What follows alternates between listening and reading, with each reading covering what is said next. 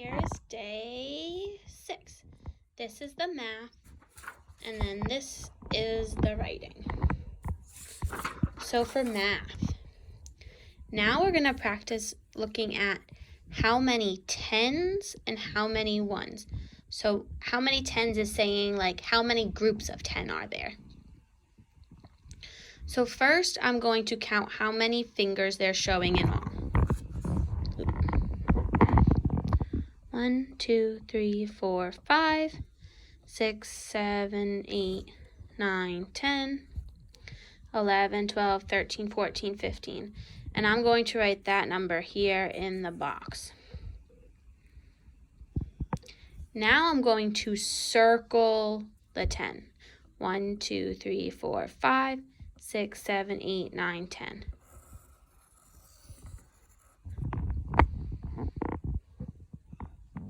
Okay, so now this is saying 15 is the same as blank 10 and blank ones. So how many groups of 10 did we circle?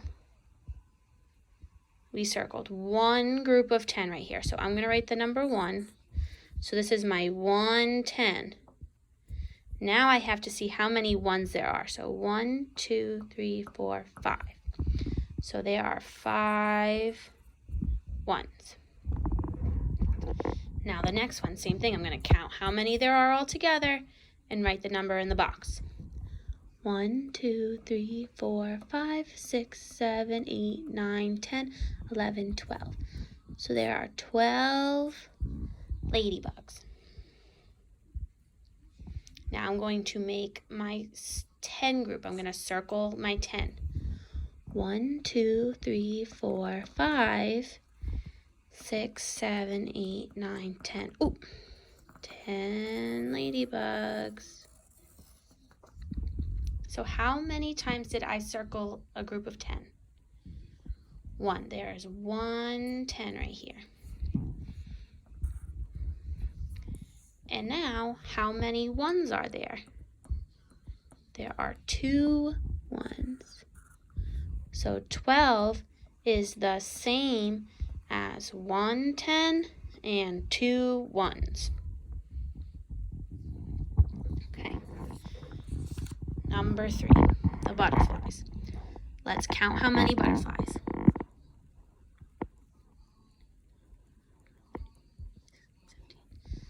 Make sure you count these carefully. They're not in nice rows, so I'm going to actually count them again.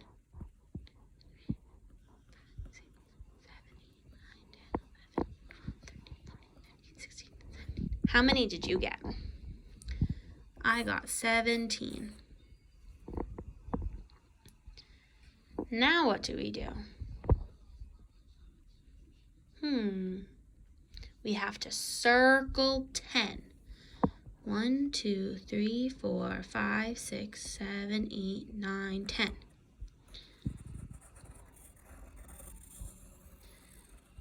Now I'm going to double check and make sure this is 10.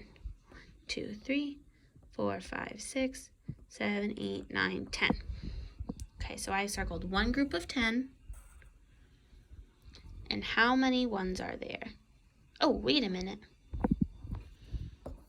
This problem switched it on us. This says 17 is the same as blank ones and blank 10.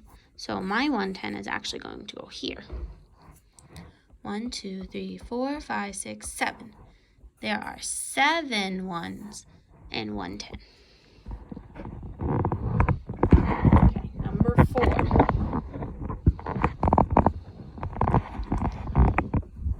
1, 2, 3, 4, 5, 6, 7, 8, 9, 10, 11, 12, 13. There are 13. And look, on this one, they already kind of made a group of 10 for us. 1, 2, 3, 4, 5, 6, 7, 8, 9, 10. So how many 10s and how many 1s? The next one, same thing.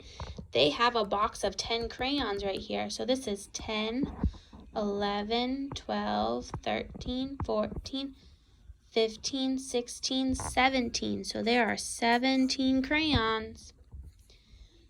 How many 10s and how many 1s? Good. Okay, now I'm going to look at this. This is our writing checklist. We've used this before in class.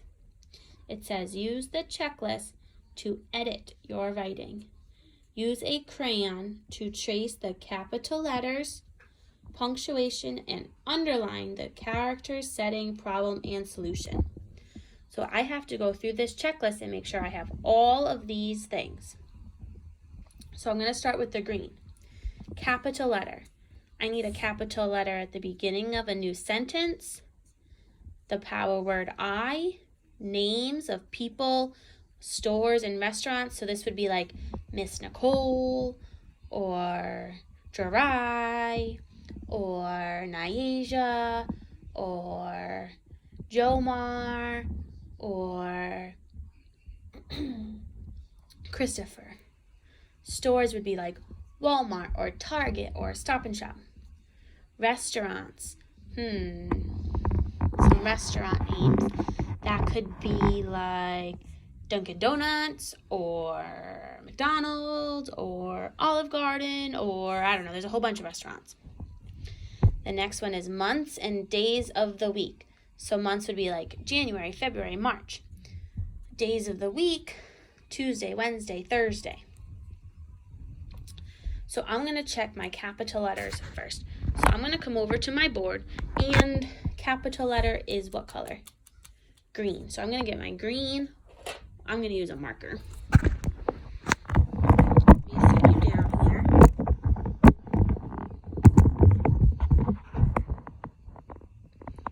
Here's my story. I'm actually going to erase my letter just because when you write on top of other marker, it doesn't work out so well. But you're just going to trace right over it with your crayon.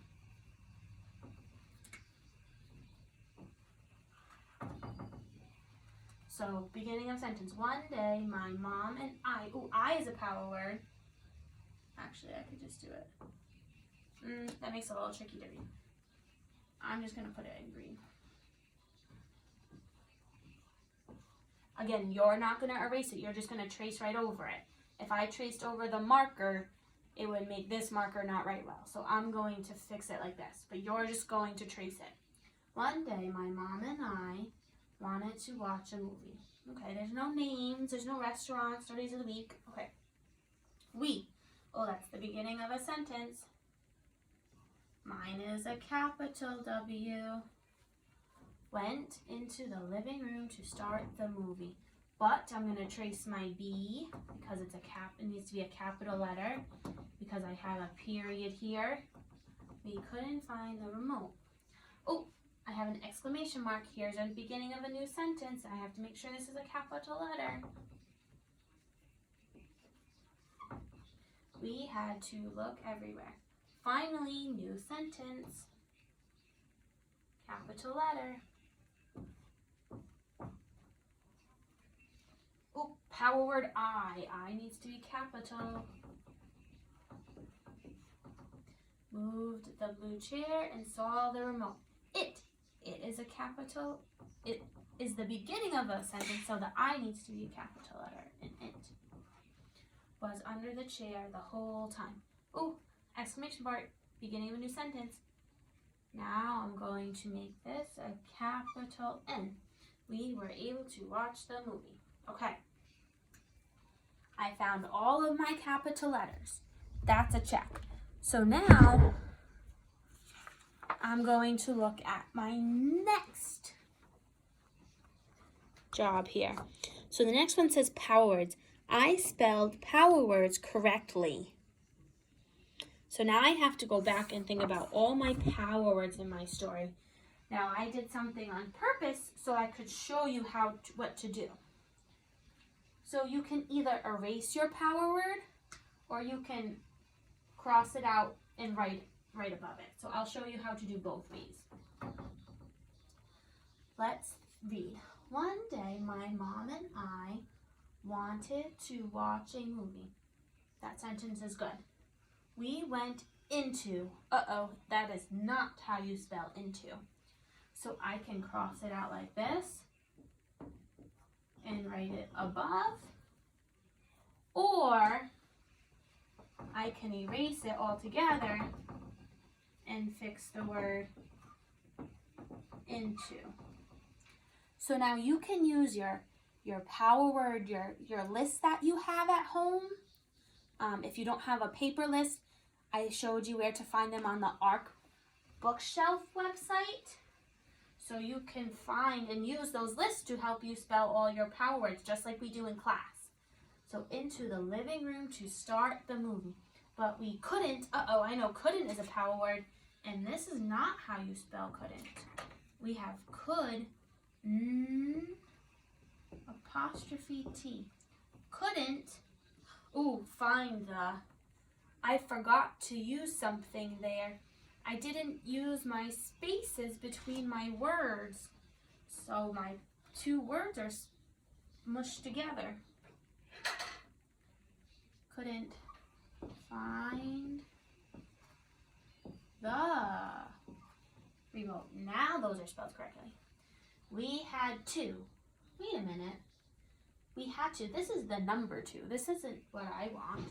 I'm not saying the number 2. This is saying we had to do something. So this is T-O.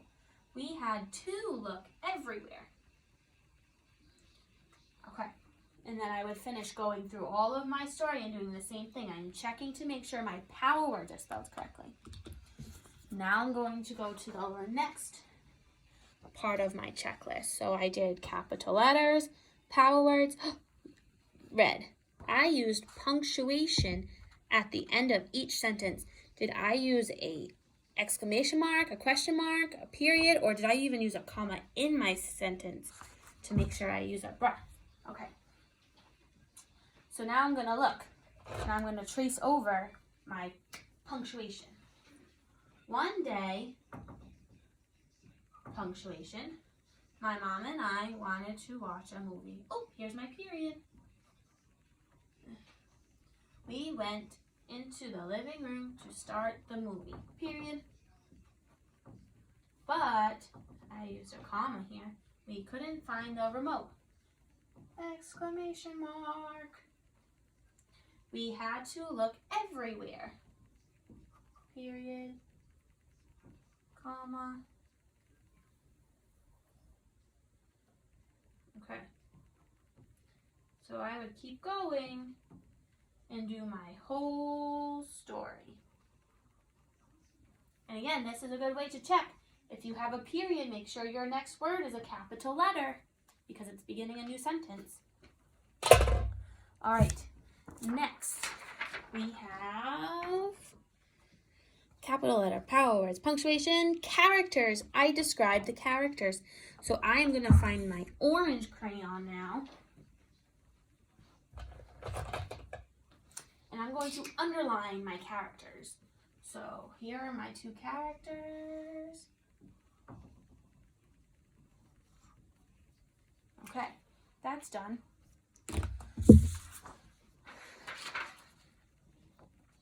Next is the yellow one, setting. Where is it? I described the setting, so I described where I am in my story. I don't have a yellow marker, but I'm going to use this like bright green color instead. But you would try and use the yellow. I don't have a yellow marker, so setting. Let's see. The movie. We went into the living room, so I'm saying we are in the living room. That is my setting. Okay. Next, we did characters, we did setting. So now we're going to do the problem. I explained the problem the main character has.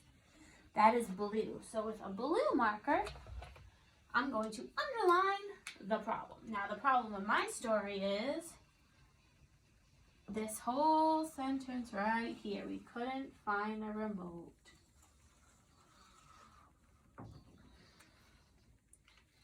And I'm just underlining where the words are So I can still read my story very easily. And then the last step is solution. I explain how the problem is solved. So now I need to check, did I explain how my problem gets solved? Let me read. Okay, so we had to look everywhere. This is what we did, and then the solution was, wait, is that the solution? That's part of the solution. My solution is actually 2 sentences. So I found it, wait.